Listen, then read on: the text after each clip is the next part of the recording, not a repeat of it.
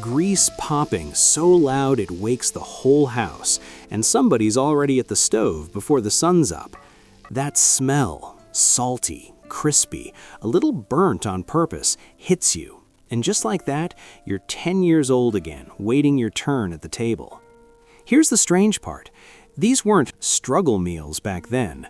They were just dinner. Cheap, filling, no complaints.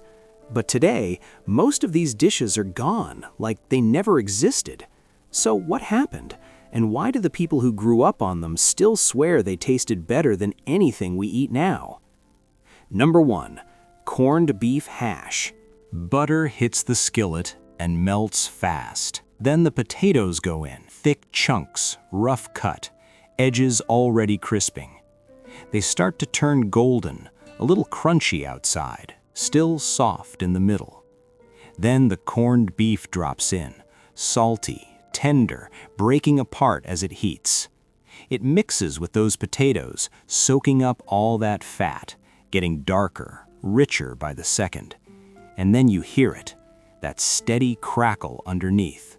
That's the crust forming, the part nobody wanted to share. You don't rush it. You let it sit, let it stick, let it get just shy of burnt. Some folks added onions, soft and sweet in the grease. Others kept it simple, just meat and potatoes doing all the work. Then the egg goes on top, yolk soft, barely holding. You break it, and it runs slow through every crispy bite. Hot, salty, crunchy, rich, all in one forkful. So why did a skillet this full ever stop showing up on the table? Number 2. Fried bologna with onions. The bologna hits the pan and curls up instantly, edges lifting, center puffing like it's alive. That sizzle, loud, greasy, unmistakable. This isn't fancy, this is real.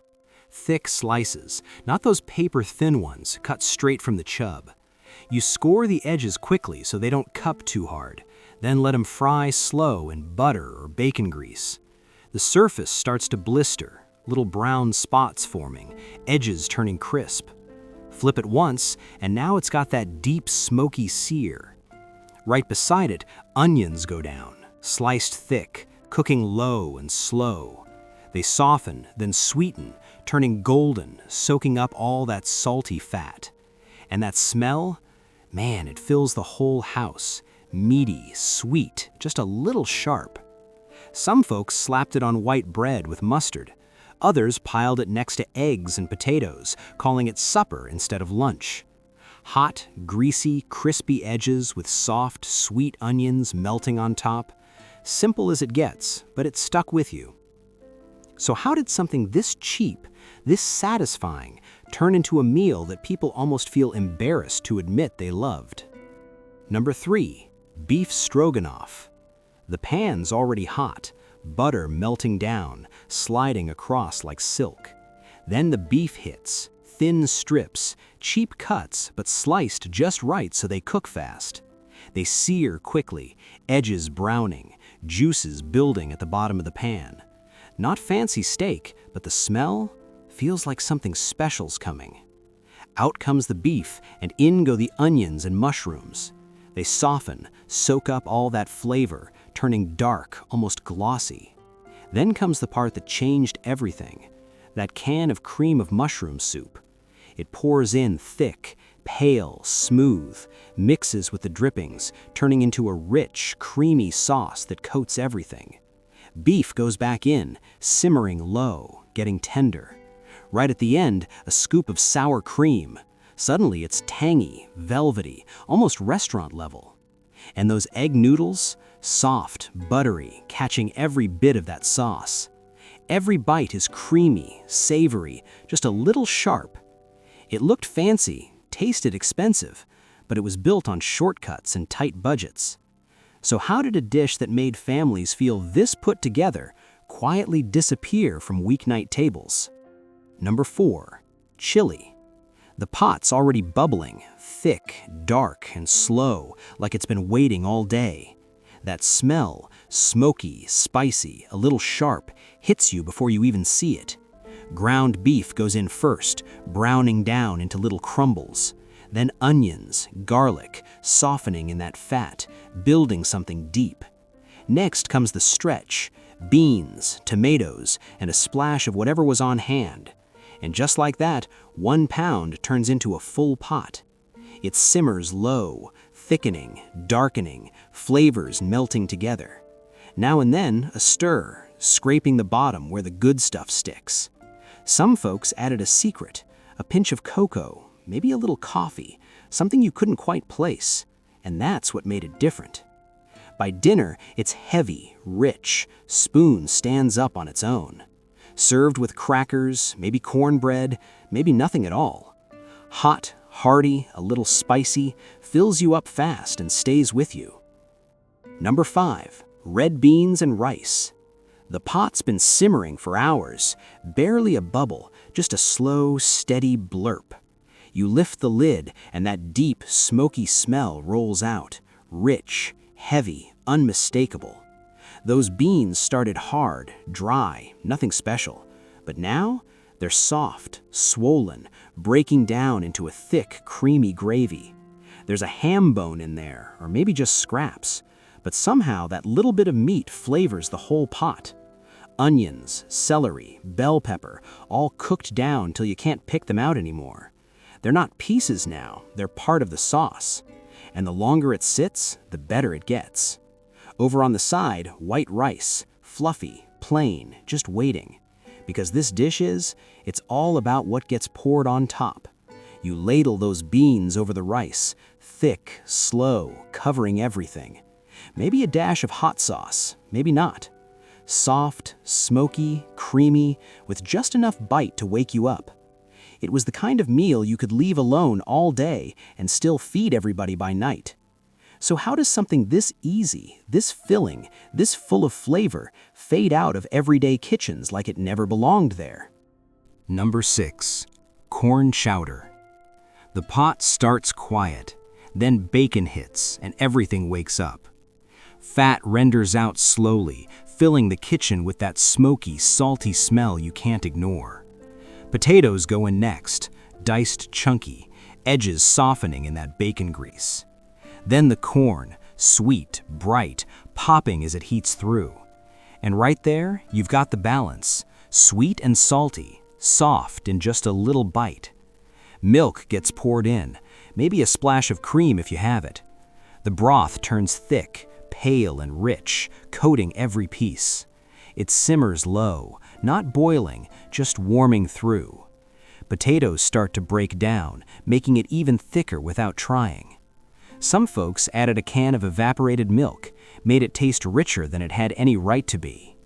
Every spoonful, creamy, sweet bursts of corn, soft potatoes, little bits of smoky bacon. It wasn't flashy, but it filled you up fast and stayed warm in your chest. So why did a pot this simple, this comforting, get pushed aside for stuff that doesn't even taste half as real? Number 7, cabbage and noodles. Butter melts low and slow, then the cabbage goes in, thin ribbons, piled high. At first, it's sharp, almost bitter, filling the air with that strong, earthy smell. But give it time and everything changes. It softens, shrinks down, turns golden at the edges. That bite fades, replaced with something sweet, almost caramel-like. No rush here. You let it cook till it's tender, silky, just starting to brown. That's where the flavor lives. Meanwhile, egg noodles boil, wide, soft, a little chewy. Nothing fancy, just plain, ready to carry everything else. Then it all comes together. Cabbage tossed with noodles, more butter, salt, heavy black pepper. Some folks added a pinch of sugar, others threw in caraway seeds for a little kick. But even plain, it didn't need much. Soft, buttery noodles, sweet, golden cabbage melting into every bite. It was simple, cheap, and somehow deeply comforting. Number 8, potato hot dish. The baking dish is already greased, and those potatoes go in first, thin slices layered like shingles. Not perfect, just enough to cover the bottom. Then comes the ground beef, browned, crumbly, nothing fancy. It spreads over the potatoes, soaking down into the layers. And right there, you can already tell this thing's gonna be heavy. Next comes the shortcut, that can of cream soup. Mixed with milk, poured right over the top, it seeps down through everything, filling every gap. Then cheese, handfuls of it, scattered on top, melting into a thick golden layer as it bakes. In the oven, it bubbles slowly, edges popping, top turning brown and slightly crisp. Inside, soft potatoes, rich meat, creamy sauce, all melted together. You scoop it out, and it barely holds shape, just layers of hot, creamy, savory comfort sliding onto the plate. No sides needed, no extras. This was the meal. So why did something this filling, this easy to throw together, fade out of kitchens that once depended on it? Number 9. Rice and gravy. The pan starts with nothing but fat, bacon grease or butter, whatever was left. Then flour goes in, just a handful, and gets stirred slowly till it turns deep brown. That's where it begins. That rich, nutty smell is telling you something's coming together. Water or milk gets poured in, and it thickens fast. No lumps if you knew what you were doing, just smooth, dark gravy building in the pan. Salt, heavy black pepper. Maybe that's all you had. Maybe a few bits of meat if you were lucky. Maybe not. But somehow, it didn't matter. Because over on the side, white rice, hot and fluffy, piled high on the plate. And that gravy?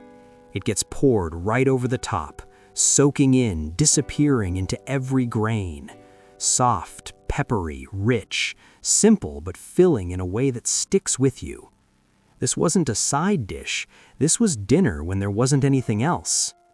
So how does something this basic, this reliable, get left behind like it never carried families through hard weeks? Number 10. Apple dumplings. The apple gets peeled slowly, skin falling away in one long strip. Core taken out, but the shape stays whole, like it's holding something inside. Then the dough wraps around it, soft, stretched, sealed tight like a little package. Nothing fancy, just enough to cover every inch. They go into the dish, lined up close, and then comes the magic. Sugar, butter, cinnamon, melted down and poured right over the top. It looks too thin at first, like it won't do much, but in the oven, it starts bubbling, rising around the dumplings. The apples soften inside, steaming, turning tender without falling apart. The dough soaks up that syrup, edges getting golden, just a little crisp. And that smell? Warm, sweet, cinnamon drifting through the whole house. You spoon that syrup over the top, thick now, sticky, rich. Soft apple, flaky dough, sweet spice in every bite. Dessert, or breakfast the next morning if there was any left.